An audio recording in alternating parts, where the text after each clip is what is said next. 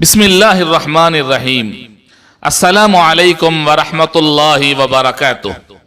معزز سامعین، آج میں ان لوگوں کے لیے رسول اللہ صلی اللہ علیہ وسلم کی ایک حدیث لے کر آیا ہوں جو لوگ اکثر و بیشتر اپنی زندگی میں تنگی اور فاقے کی وجہ سے پریشان رہتے ہیں۔ حضرت ابوبکر صدیق رضی اللہ تعالیٰ عنہ سے روایت ہے، انہوں نے فرمایا کہ جب سے میں نے دیکھا کہ رسول اللہ صلی اللہ علیہ وسلم مکڑی سے محبت فرمانے لگے ہیں، میں بھی اس سے محبت کرنے لگا ہوں۔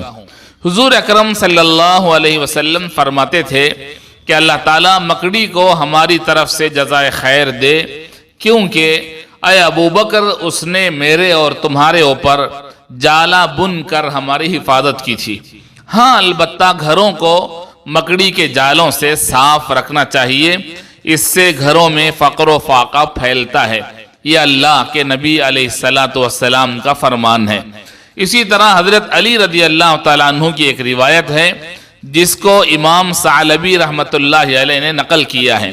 حضرت علی رضی اللہ تعالیٰ عنہ فرماتے ہیں کہ طہروا بیوتکم من نسج العنکبوت فإن ترکہ یورث الفقر، یعنی مکڑی کے جالوں سے اپنے مکانات کو صاف رکھا کرو، کیونکہ اس کے چھوڑ دینے سے فقر و فاقہ پیدا ہوتا ہے۔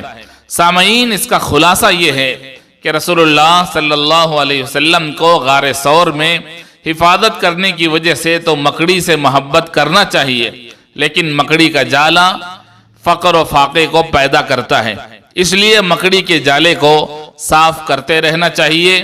انشاءاللہ رسول اللہ صلی اللہ علیہ وسلم کے فرمان کے مطابق اگر مکڑی کے جالوں کو صاف کرتے رہیں گے تو گھروں میں فاقہ اور تنگی نہیں آئے گی۔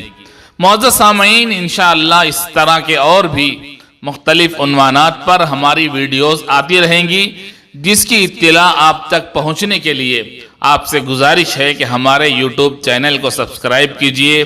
السلام علیکم ورحمۃ اللہ وبرکاتہ۔